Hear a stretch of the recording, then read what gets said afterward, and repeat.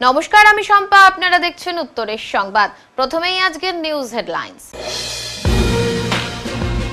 নানান অভিযোগে বুধবার জলপাইগুড়ি পুরসভার ডাম্পিং গ্রাউন্ডে সলিড ওয়েস্ট ম্যানেজমেন্টের চলতে থাকা কাজ বন্ধ করে দিলেন স্থানীয় পঞ্চায়েত সদস্য সহ এলাকাবাসীরা।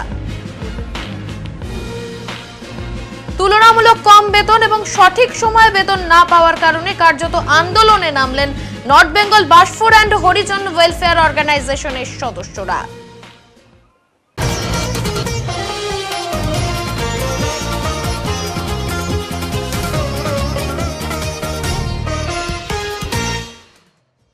মিনি টর্নেডোতে বিধ্বস্ত ময়নাগুড়ির বার্নিশ গ্রামে চারা গাছ বিতরণ সহ সাহায্যের হাত বাড়িয়ে দিল জলপাইগুড়ি রামকৃষ্ণ মিশন আশ্রম।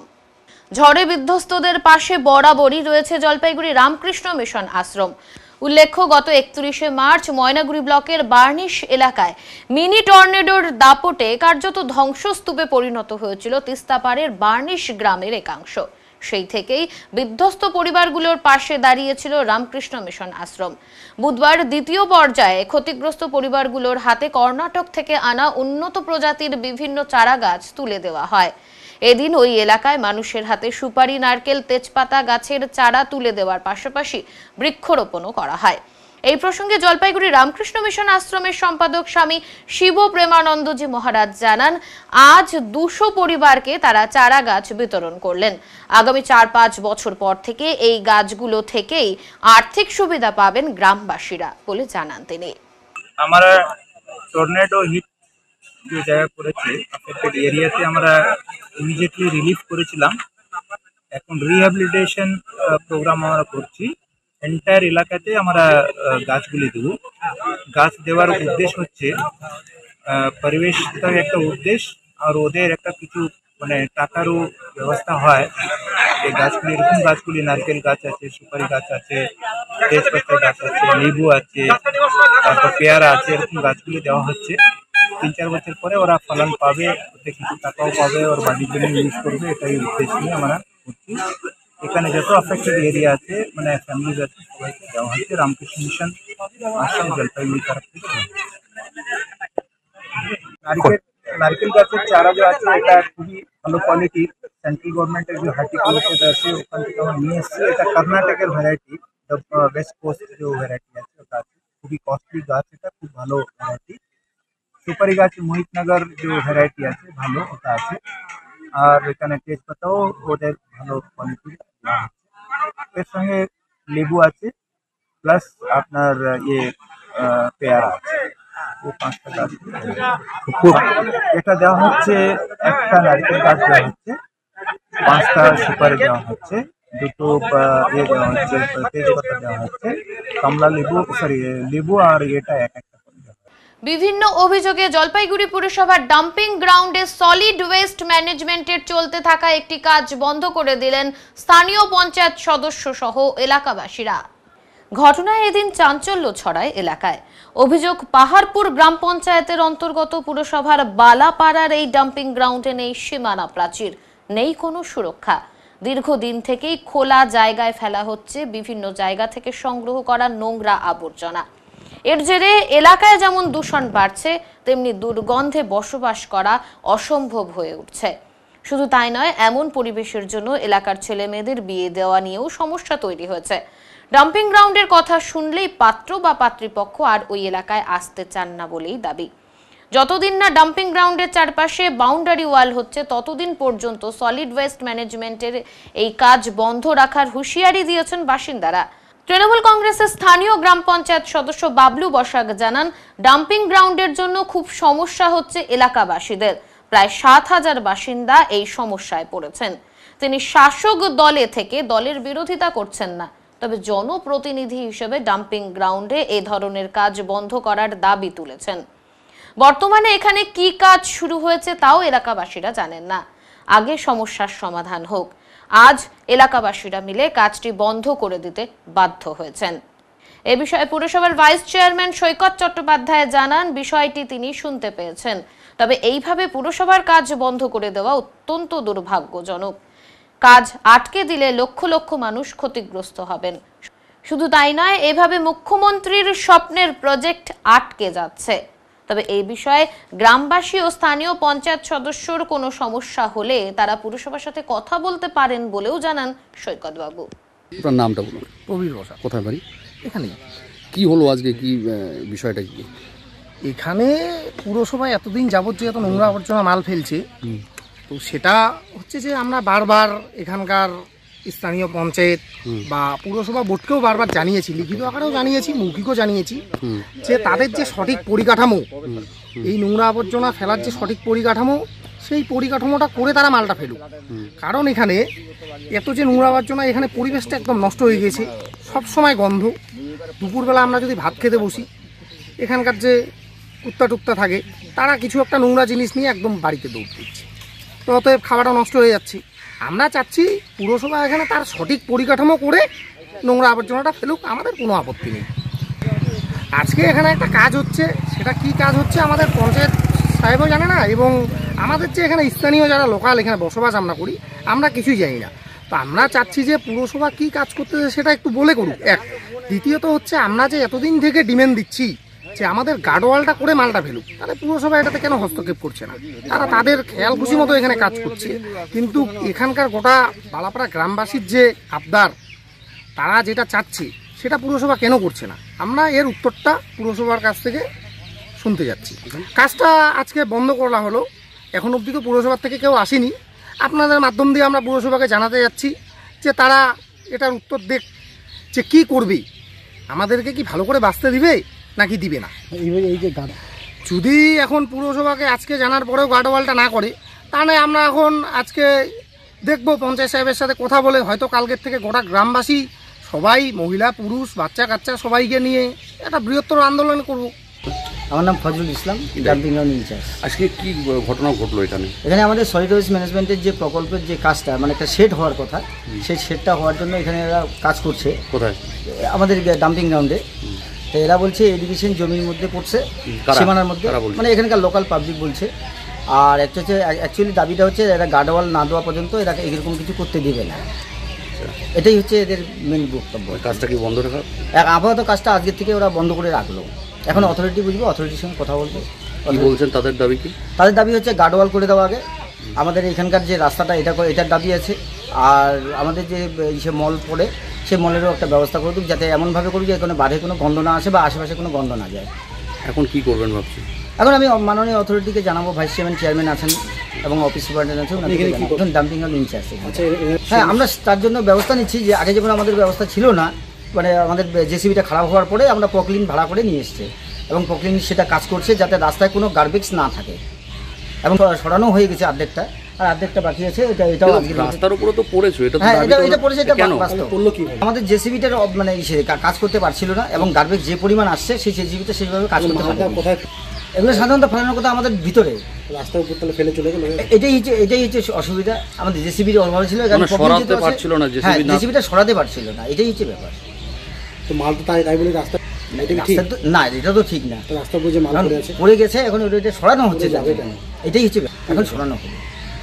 এই তো গন্ধের জন্য ভাত খাওয়া পারি না, মাংস খাওয়া পারি না, মাছ আলে খাওয়া পারি না, থাকতে ভাত খাইতে পারি না, তো থাকতে ভাত খাই ডিউটি।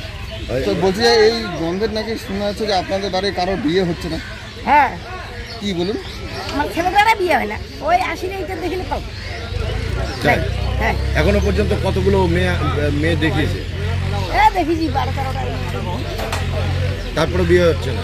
মেয়ের বাড়ি কি বলে? মেয়ের বাড়ি বলে ওখানে গাড্ডাখানা, ওখানে আমি এটা কি করে দিই, গন্ধ পায় তো আসি, ওই জন্য তো দেয় না। কেরালা পালাই, মানে দেখতে আসলেই গন্ধ পায়, তার জন্য বিয়ে হচ্ছে না। গন্ধের জন্য তো আসেন। কি নাম আপনার? নাম কতবেলা নেয়। এই ছেলের বিয়ে হচ্ছে না, এই যে এইভাবে ছেলে পড়ে আছে, তাদের চিন্তায় রয়েছেন। তাহলে চিন্তা না, কার ছেলেটাকে বিয়া দিলে আমরা মরি গেল তো শেষ। ঠিক আছে। আমার বুথের লোক প্লাস আরও অন্য বুথের লোক কেউই জানো না এটা কী চক্র, কিন্তু আমাদের কথা হলো যে আমরা যে দাবিটা রাখতেছি এখানকার লোক ভালো থাকার জন্য, আপনি ভালো থেকে যাবেন, আমাদের যার জন্য ভালো থাকবেন তাকে আপনি ভালো রাখবেন না, এটা তো হতে পারে না। ভালো থাকার জন্য সেই জিনিসটা কেন হচ্ছে না, আর ওদের কাজগুলো হচ্ছে, আমাদের কাজ কেন হচ্ছে না? এই কাজ কি হচ্ছে, কে করতেছে, সেটা এখনো অবধি আমরা জানতে পারিনি। সেই জন্য অবশ্যই কি করলেন? এটা আপাতত যেহেতু কিছুই বলতে পারছে না উনি, যে কে করতেছে, কি হচ্ছে, কি পারপাসে হচ্ছে, আমাদের তো জানা দরকার আছে। আগে আমাদের কাজ হবে, তারপরে বাকি কাজ ডাম্পিং গ্রাউন্ডে হবে, নাহলে টোটাল ডাম্পিং গ্রাউন্ডের গাড়ি বন্ধ থাকবে। আজকে বন্ধ করে দিয়েছেন? আজকে এখনো গাড়ি বন্ধ করিনি। আমি আপার লেভেল, আমি অঞ্চলে বসবো, অঞ্চলে আমাদের উপপ্রধান সবাই আছে, সবার সাথে বসে আলোচনা করবো যে কি করা যায়। পরিবেশ খুব খারাপ হয়ে গেছে, পরিবেশ থাকতে পারছে না। একটা ছেলের বিয়ে হচ্ছে না, একটা মেয়ের, তার কি অপরাধ? অপরাধ হলো আমাদের ডাম্পিং গ্রাউন্ডের পাশে বাড়ি। এই কনস্ট্রাকশনটা কি অবশ্যই, যেহেতু কিছু বলতে পারছে না যে এই জায়গাটাতে কে পাঠালো, কি কাজ করতে পাঠালো, এটা বলতে পারছে না, তার জন্য এটা বন্ধ করা হলো। এই যে এরিগেশন পাঠালো না পৌরসভা পাঠালো আমরা জানি না, এরিগেশনের উপরে কাজটা হচ্ছে, এটা তো আপনারা নিজেও দেখতে পাচ্ছেন। আমি প্রশ্ন করছি এটা কে পাঠিয়েছে, ওরা কিছু বলতে পারছে না। তো অতএব এটা যদি আমাদের কথা যদি না মানে, আমাদেরকে যদি ভালো থাকতে না দেয়, তাহলে আগামীতে বৃহত্তর আন্দোলন যাবে। এটা আপনাদের সংবাদের মাধ্যমে। কাজটা তো পঞ্চায়েত অ্যাকচুয়ালি সেটা না, পৌরসভার আমাদের গ্রাম পঞ্চায়েত তৃণমূল ওইটা ব্যাপার না। ব্যাপারটা হলো যে পরিষেবা, আমি জনপ্রতিনিধি কিসের হয়েছি? জনপ্রতিনিধি মানে জনগণের সেবা যারা করে তারাই জনপ্রতিনিধি হয়। আমি সেই সেবা যদি করতে না পারি, আমি তো পার্টিগত ব্যাপার এখানে যাচ্ছি না, আমি যাচ্ছি আমার এখানে 7,000 লোক বেঁচে থাকতে পারছে না, এই সুরাহাটা কে করবে সেটাই আমি বিচার চাই। বিরোধিতা আমি পার্টিগতভাবে করতেছি না, তো আমার এই সমস্যাটার সমাধান কে করবে, আমি সেই বিচারটাই আপনাদের সম্বোধনে আমি জানাতে চাই সবাইকে। এই বিচারটা কে করে দিবে? এই 7,000 লোক তাহলে মরে যাক, কার গাফিলতি হতে পারে? যার আন্ডারে পড়ছে তারই গাফিলতি।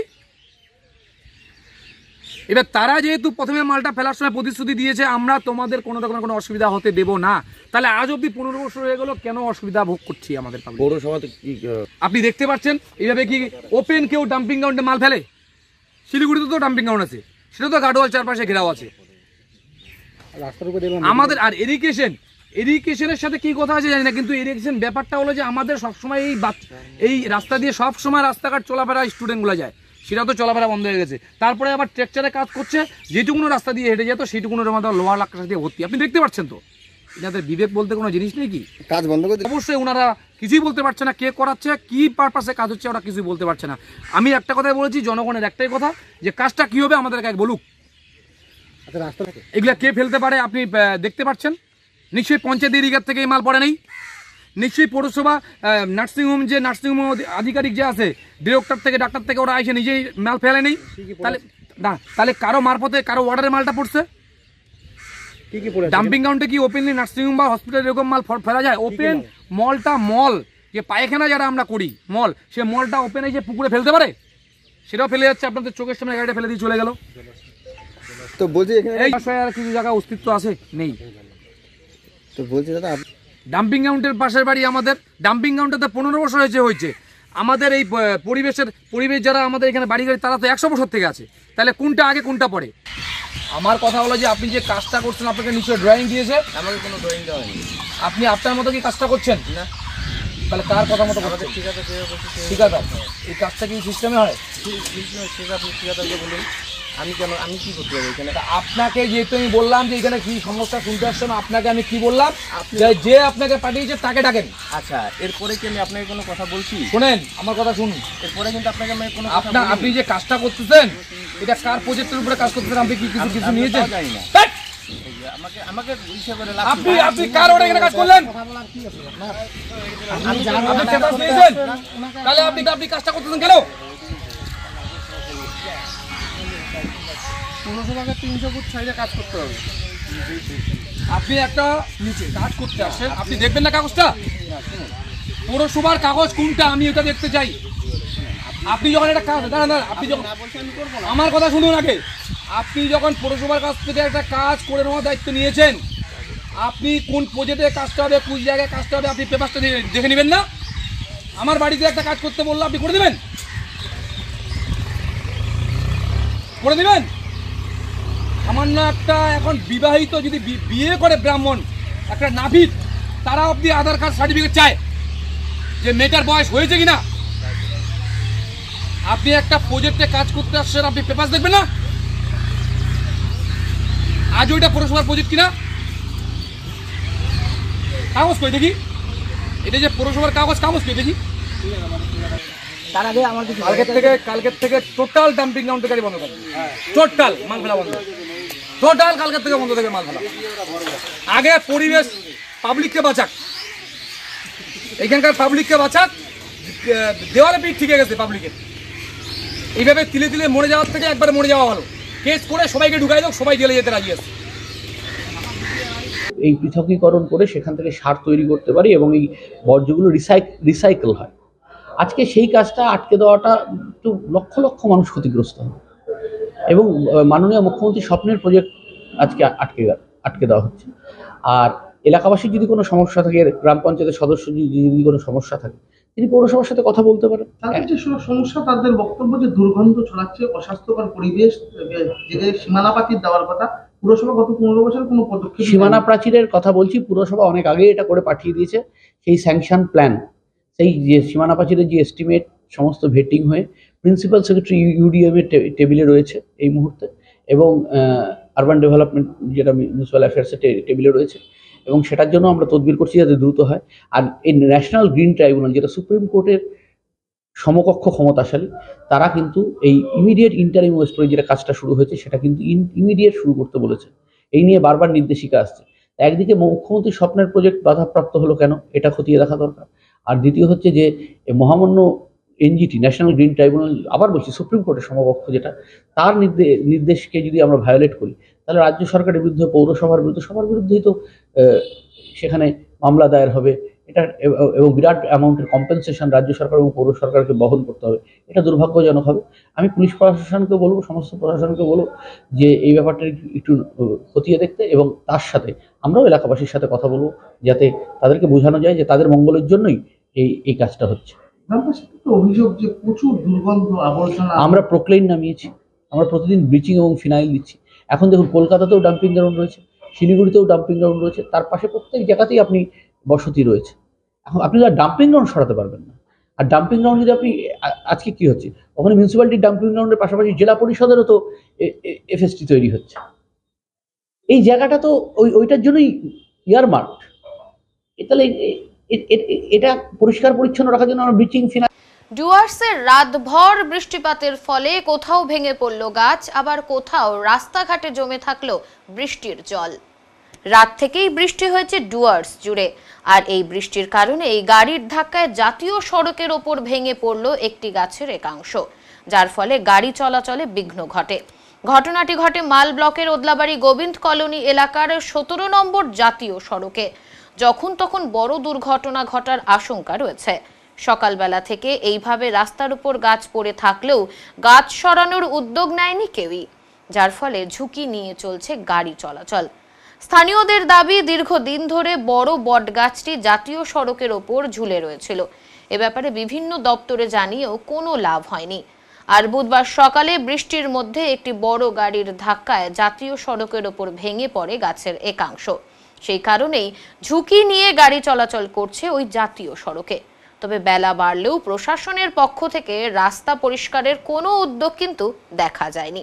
যখন তখন বড় দুর্ঘটনা ঘটতেই পারে। স্থানীয় পূর্ত দপ্তরের এক মহিলা কর্মী জানান, এ ব্যাপারে সকালেই অফিসারদের জানানো হয়েছে, কিন্তু এখনো কাজ হয়নি। চেষ্টা করা হচ্ছে গাছটি কেটে রাস্তা পরিষ্কার করার। সকালে বললো কিভাবে পড়লো? গাড়ি ধাক্কা লেগে। তো অনেকদিন ধরে ঝুলে আছে না গাছটা? হ্যাঁ, তো তার আগেও খবর দিয়েছিলাম, কিন্তু আসলো না। আজকে কখন হলো এটা? আজকে সকালে। তো এখন কি অবস্থা? এখন স্যারকে বললাম, আমাদের এসেইকে আপু আসবে কি আসবে না জানি না, কিন্তু আমাদেরকে বললো কাটাই না। কাটাবেন? কাটাবো তো, এমনি তো কাটবে না। পয়সা তো গাড়ি চলাচল কিভাবে করছে? ধাক্কা লেগে না, গাড়ি আগে থেকে ঝুলা ছিল। গাড়ি অসুবিধা হচ্ছে না চলতে? অসুবিধা হচ্ছে না। দুর্ঘটনা তো ঘটতে পারে। হ্যাঁ। এটা কোন জায়গা এটা? এইটা গোবিন্দ। আপনার নাম? কিরানুর। হ্যাঁ, কিরানুরা। কিরানুরাও? কিরানুরা। কিসে চাকরি করেন আপনি? পিডব্লিউডি। কাকে খবর দিয়েছেন? আমাদের এসআইকে। মালবাজারে আসছেন তারা? এখন আসছেন। অন্যদিকে সারা রাত বৃষ্টির কারণে বেশ কিছু নদীর জল বেড়েছে। নিকাশি ব্যবস্থা ঠিকঠাক না থাকায় বহু জায়গায় বৃষ্টির জল আটকে পড়ে। এরকমই ছবি দেখা গেল মেটালি ব্লকের চালসা গোলাই এলাকায়। এখানে নিকাশি ব্যবস্থা ভালো না থাকায় বিভিন্ন এলাকার জল জাতীয় সড়কের ওপর দিয়ে বইতে থাকে। চালসার অলিগলি দিয়ে বৃষ্টির জল প্রবাহিত হয়। সমস্যায় পড়েন সাধারণ মানুষ থেকে স্কুল ছাত্রছাত্রীরা। কথাটা বলতে হচ্ছে কিছু 2-3 মাস আগে আমরা একটা রিপোর্টিং দিয়েছিলাম, এই গাছটা এখান থেকে ডালটা ভেঙে পড়েছিল। তখন আমরা অনেক জায়গায় কমপ্লেন করেছি, কিন্তু কেউ এসে দেখতেও আসেনি। অনেক লোক অসুবিধা হয়েছে, অনেক লোক বাসের উপরে ব্রিজ নিয়ে যাচ্ছে, ওটা ভেঙে পড়ে যাচ্ছে, লোকগুলো মাথা ভেঙে যাচ্ছে, নানা রকম আমরা মহলে কমপ্লেন করেছিলাম। আজকে আবার দেখি আর বড় ডাল ভেঙে রাস্তা পুরো ব্লক হয়ে গেছে। এখন ছোট গাড়ি শুধু পার হচ্ছে, মাঝে মাঝে বড় গাড়ি খুব কষ্ট করে পার হচ্ছে।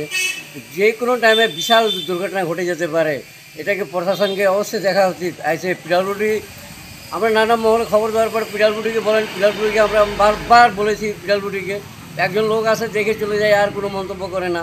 খুব দুঃখ লাগছে কি এনএচের উপরে একটা হাইওয়ে, আসাম রোডে হাইওয়ে রোডের মধ্যে যদি এরকম একটা দুর্ঘটনা ঘটে, যদি এখানকার প্রশাসন যদি এসে না দেখে, তাহলে কারা দেখবে? এটা প্রশাসনের দায়িত্ব। এগুলা কোন জায়গায়? এটা উদলাবাড়ি হচ্ছে হিরো শোরুমের সামনে। সংবাদে এখন সময় বিরতির, ফিরে আসছি বিরতির পর, সঙ্গে থাকুন। সব সময় সব দিকের সব খবর পেতে সাবস্ক্রাইব করুন, বেল আইকনটি প্রেস করে আপডেট থাকুন।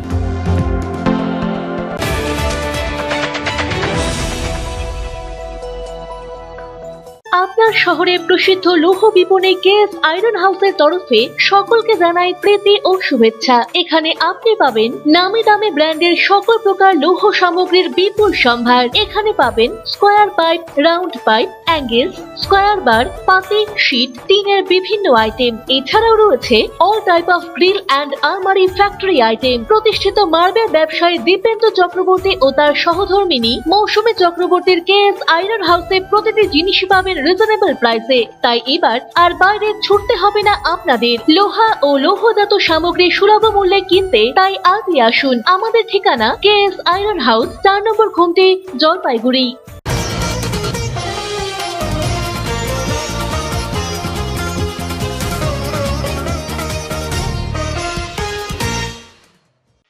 একেতেই কম বেতন, তাও আবার সঠিক সময়ে এই বেতন পান না। কার্যত এই অভিযোগের ভিত্তিতে আন্দোলনে নামলেন north Bengal Basfore and Harijan welfare অর্গানাইজেশনের সদস্যরা। ধূপগুড়ি মার্কেটের সাফাই কর্মীরা দীর্ঘদিন থেকেই নানান সমস্যার মধ্যে দিয়ে যাচ্ছেন বলে দাবি। পরিশ্রম বেশি হলেও বেতন একেবারেই কম, আবার সেই বেতনও নিয়মিত দেওয়া হচ্ছে না বলেও অভিযোগ। আজ নিজেদের দাবিতে ফের জলপাইগুড়ি সদর বিডিও অফিস ক্যাম্পাসের আরএমসি দপ্তরে উপস্থিত হলেন north Bengal Basfore and Harijan welfare অর্গানাইজেশনের সদস্যরা। রাজ্য সরকারের নিয়ম অনুযায়ী একজন কর্মীর 37,000 টাকা বেতন হওয়ার কথা থাকলেও দেওয়া হচ্ছে মাত্র 6,000 টাকা বলেই অভিযোগ। এদিন সংশ্লিষ্ট দপ্তরের তরফে সমস্যা সমাধানের প্রয়াসের কথা বলা হলেও সংগঠনের কোর কমিটির সম্পাদক গৌতম বাসফোর জানান, দীর্ঘদিন থেকেই তারা একই দাবি করে যাচ্ছেন। সারা নর্থ বেঙ্গল জুড়েই কর্মীরা রাজ্য সরকারের নিয়ম অনুযায়ী বেতন পাচ্ছেন না। দপ্তরের তরফে এমনই একাধিকবার সমস্যা সমাধানের কথা বলা হলেও এখনো পর্যন্ত কোনো ব্যবস্থাই করা হয়নি। তাই সুরাহার জন্য রাজ্যের মুখ্যমন্ত্রী মমতা বন্দ্যোপাধ্যায়ের হস্তক্ষেপ দাবি করেছেন তারা বলে জানান তিনি।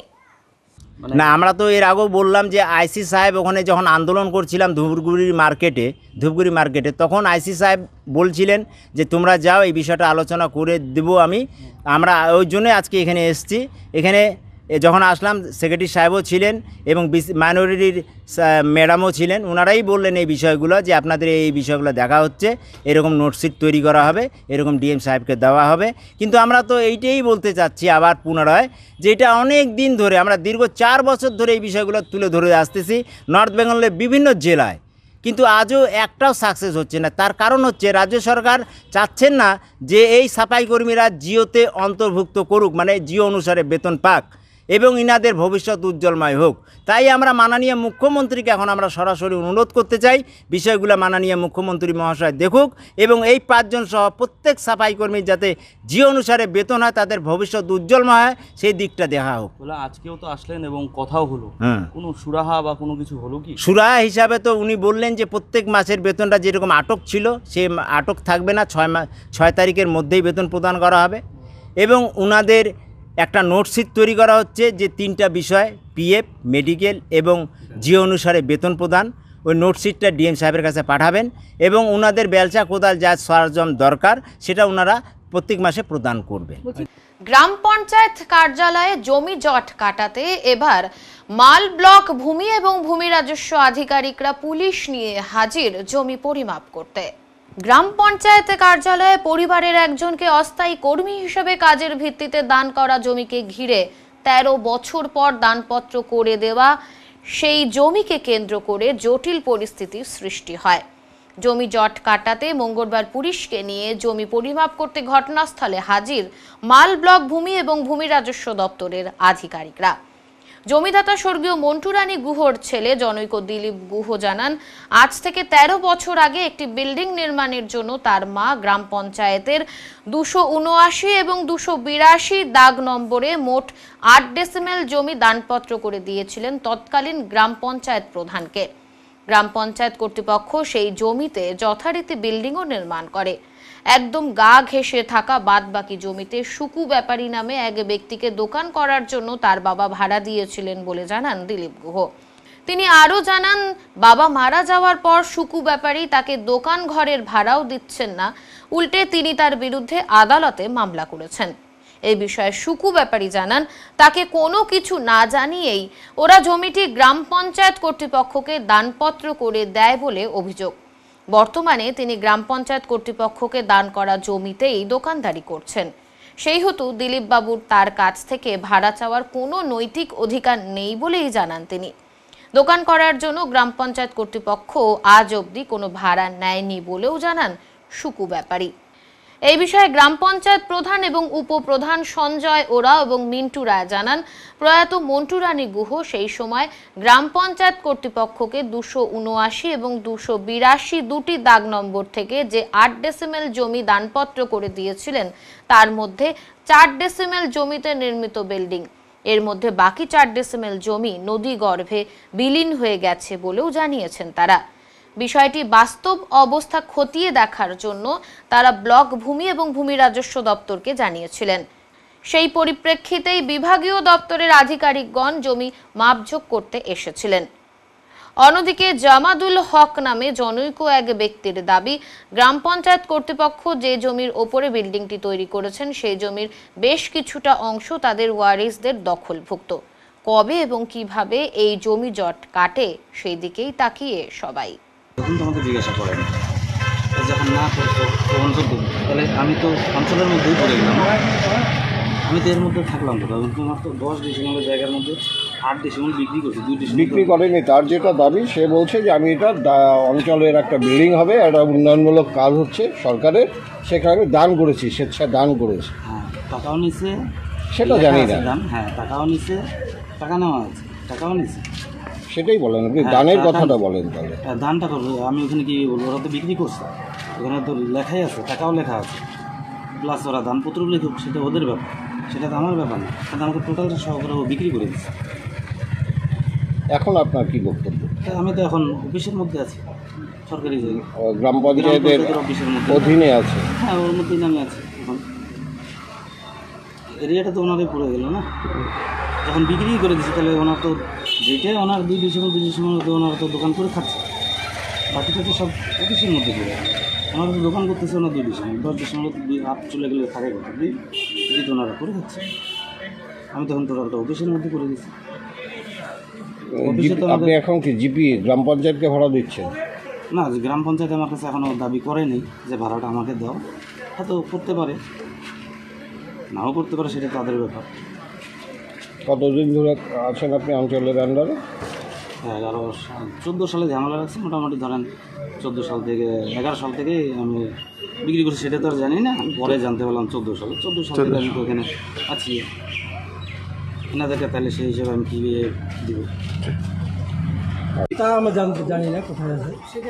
হ্যাঁ, কিন্তু ওই হিসাবে ওনাকে 8 জমি দখল দেওয়া হয়েছে, উনি ওইভাবে ঘর বানাইছে। দখল দিয়েছেন তো সেটা দাগ নম্বর তো মিলছে না, গ্রাম পঞ্চায়েত প্রধান যেটা বলছেন। যখন বিল্ডিংটা বানাইছে তখন তো এটা তদন্ত করা দরকার ছিল। এখন এই কথা বলে কী লাভ? ঘর তো ওনারাই ব্যবহার করতেছে, ঘরটা তো আমরা ব্যবহার করতেছি না। 8 জমি, এই অ্যাড্রেসেবল জমি কোন দাগে আছে সেটা বলতে পারবো না। তখন তো দখল করা হয়েছে 8 জমি, ওনারা ঘর রীতিমতো বানায় নিছে। তখন ঘরটা বানানোর আগে যদি এই তদন্ত হইতো তাহলে এই কেসটা হইতো না। দানপত্র তখন দানপত্র কাছে কে কোন দাগে কী করছে, 268 সালে ওর কথা, 68 সালের জমি নেওয়া এটা, 1968 সালে 4 এপ্রিল, সে 68 ফ্লাডের আগে। এখন আপনারা বিএলআরও আসছিল, কি চাইছেন? ওনারা শুধু মেপে টেপে নিয়ে গেল, ওনারা বললো পরে আবার হেয়ারিং হবে, কী হবে জানি না। আমরা তো 8 জমি দিছি, 8 বিল্ডিং হয়ে গেছে, বাস সবাই দেখতেছে। এখন অঞ্চলের কি বক্তব্য আছে? অঞ্চল তো এখানে জমি পায় নাই, আর বারবার অঞ্চলের কিছু সদস্য প্রধানকে দিয়ে ঝামেলা বাজাচ্ছে। এখন কি চাচ্ছেন তাহলে আপনারা? আমরা চাচ্ছি যে এখন তো অঞ্চলের হিসাবেই তো খতিয়ানো হয়েই আছে, আমি চাচ্ছি যেভাবে আছে ওইভাবে থাকে। আর যে জমি আছে সেই জমি তো আমি রেজিস্ট্রি দিয়ে নিই, তাদের 279 থেকে 4 দেওয়া হয়েছিল, 82 থেকে 4, ওই হিসাবে ওনাদের খতিয়ান আছে। আমি চাচ্ছি এটাই যাতে থাকে। দেখলাম এই অঞ্চলের এখতিয়ারের মধ্যে একটা জমি মাপজোক হলো, ভূমি রাজস্ব দপ্তরের লোকজন এসে জমিটা মাপজোক করলো। কি ব্যাপার বলুন তো, জমির জটটা কি নিয়ে জট? সেটা অ্যাকচুয়ালি প্রধান সাহেব ঠিকই বললেন যে আমরা যখন গ্রাম পঞ্চায়েতে আমাদের যে চার্জ হ্যান্ডওভার পাই আমরা, সেই সময় জমির কাগজে আমাদের জমিতে আমাদের যে 279 দাগ, সেই দাগে আমাদের 8 ডিসিমাল জমি ছিল। কিন্তু পরবর্তী সময় দেখলাম যে সেখান থেকে আমাদের জমি 4 ডিসিমাল কমে গেল, মানে 279তে এখন 4 ডিসিমাল জমি। তো সেই নিয়েই আমরা প্রধান সাহেব বিএলআর অফিসে একটা অভিযোগ করেছিল, তার পরিপ্রেক্ষিতে আজকের এই মেজারমেন্ট করা হবে। এই দিলীপ গুহ আপনাদেরকে 8 ডেসিমেল জমি দান করেছিল, সেখানে প্র্যাকটিক্যালি দেখা যাচ্ছে 4 ডেসিমেল জমি দান করেছে, তাই তো? 279 নম্বর। অ্যাকচুয়ালি এটা 2011 সালে সেই সময়ের প্রধান ছিলেন মাননীয়া আঞ্জুমা খাতুন মহাশয় ছিলেন প্রধান। তো সেই সময় একটা আর্থিক এবং কাজের বিনিময়ে সেই জমিটা 8 ডিসিমাল জমি তাদের কাছ থেকে নেই আমরা। তারা আমাদের সেই জমিটা 279 দাগেই আর পাওয়ার কথা, কিন্তু সেখানে আমরা পরবর্তী সময় আমরা যেটা দেখতে পাচ্ছি 279 দাগে 4 ডিসিমাল আর 278 না 82 দাগে হচ্ছে 4 ডিসিমাল, এবং যেটা পরে 4 ডিসিমাল এটা একটা মানে নদীর গর্ভের জমি। তো সেই জমি নিয়ে তো আমরা কী করবো? সেই জমিটা আমাদের দেওয়াটাই তাহলে ভুল হয়েছে তাহলে ওনাদের। আমরা সে সময় বুঝতে পারিনি, কিন্তু আমরা এখন দেখছি যে সেই দাগ জমিটা সেটা একটা নদীর গর্ভের মধ্যে আছে। তো সেই জমিটা নিয়ে আমরা কী করবো তাহলে? আমরা মানে 4 ডেসিমেল জমি আপনার পজিশনে আছে, 4 ডেসিমেল জমি আমাদের কোনো পজিশন নেই, বাকি 4 ডেসিমেল জমি হচ্ছে নদী গর্ভে দেখাচ্ছে। সংবাদে এখন সময় বিরতির, ফিরে আসছি বিরতির পর, সঙ্গে থাকুন। সব সময় সব দিকের সব খবর পেতে সাবস্ক্রাইব করুন, বেল আইকনটি প্রেস করে আপডেট থাকুন।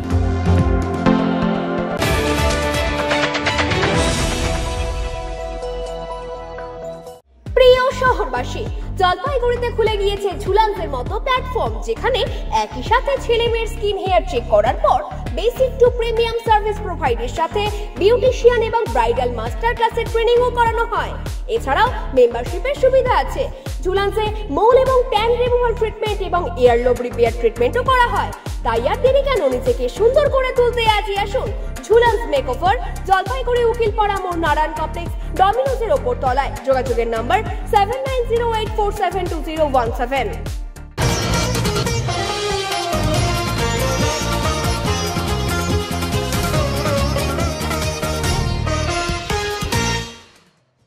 পাহাড়ে লাগাতার ভূমিধসের কারণে পাহাড়ে বসবাসকারীদের নাজেহাল অবস্থা।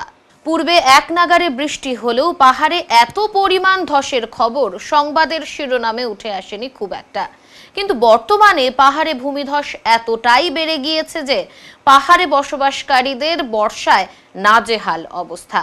এর অন্যতম কারণ হিসেবে বিশেষজ্ঞরা জানাচ্ছেন মূলত হিমালয় একটি ভঙ্গিল পর্বত, যার প্রতিটি ভাঁজে আজও বিরাজমান তারুণ্য। মানব সভ্যতার অগ্রগতির স্বার্থে এই হিমালয়ের উচ্চ শিখর থেকে সৃষ্টি বরফ গলা জলের স্রোত আটকে জলস্তরকে অতি উচ্চতায় আটকে রেখে বিদ্যুৎ তৈরি হচ্ছে বিভিন্ন স্থানে। আর এই কারণেই প্রায় সারা বছর জলে ভিজে থেকে অসুস্থ হচ্ছে তরুণ ভাঁজ পর্বত হিমালয়। এই বিষয়ে ভূবিশেষজ্ঞদের অভিমত, তিস্তার মতো পাহাড়ি নদীর জল বিদ্যুৎ তৈরির জন্য তিস্তার স্বাভাবিক খাত থেকে অনেক বেশি উচ্চতায় জল ধরে রাখতে হচ্ছে, যে কারণে ক্যাপিটারি অ্যাকশন তরুণ ভাঁজ পর্বত জলে ভিজে নরম হয়ে থাকছে সারা বছর। অতিবৃষ্টিতে সেই নরম পাহাড় ভেঙে বিপত্তি ঘটাচ্ছে নিত্যদিন। তবে এই সঙ্গে রয়েছে অবৈজ্ঞানিকভাবে বৃক্ষ নিধন, প্রাকৃতিক পরিবেশ থেকে শুরু করে জীববৈচিত্র্যের আমূল পরিবর্তন। সব মিলিয়ে এখনো গঠন প্রক্রিয়ার মধ্যে দিয়ে নরম পাহাড় একটু বৃষ্টি হলেই ধসে পড়ছে বারংবার। বিশেষজ্ঞদের কথায় প্রকৃত অর্থে নমনীয় শিলার পাহাড়ের রূপ পেতে হিমালয়কে আরো 500 বছর সময় দিতে হবে, তবেই হয়তো এই সমস্যার খানিকটা হলেও সমাধান হবে।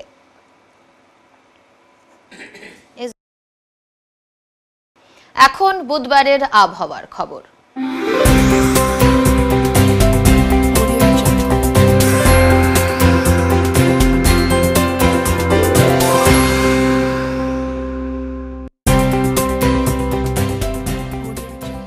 কেন্দ্রীয় আবহাওয়া দপ্তরের জলপাইগুড়ি কেন্দ্র থেকে পাওয়া তথ্য অনুযায়ী বুধবার দিনের সর্বোচ্চ তাপমাত্রা ছিল 36.2 ডিগ্রি সেলসিয়াস এবং সর্বনিম্ন তাপমাত্রা ছিল 28.5 ডিগ্রি সেলসিয়াস। গত 24 ঘন্টায় বৃষ্টিপাত হয়েছে 1.1 মিলিমিটার। শেষ করবার আগে আজকের বিশেষ সংবাদ আরো একবার। নানান অভিযোগে বুধবার জলপাইগুড়ি পুরসভার ডাম্পিং গ্রাউন্ডে সলিড ওয়েস্ট ম্যানেজমেন্টের চলতে থাকা কাজ বন্ধ করে দিলেন স্থানীয় পঞ্চায়েত সদস্য সহ এলাকাবাসীরা। তুলনামূলক কম বেতন এবং সঠিক সময়ে বেতন না পাওয়ার কারণে কার্যত আন্দোলনে নামলেন north Bengal Basfore and Harijan welfare অর্গানাইজেশনের সদস্যরা। উত্তরের মনের পরিবেশনায় উত্তরের সংবাদ এখনকার মতো এই পর্যন্তই। নমস্কার।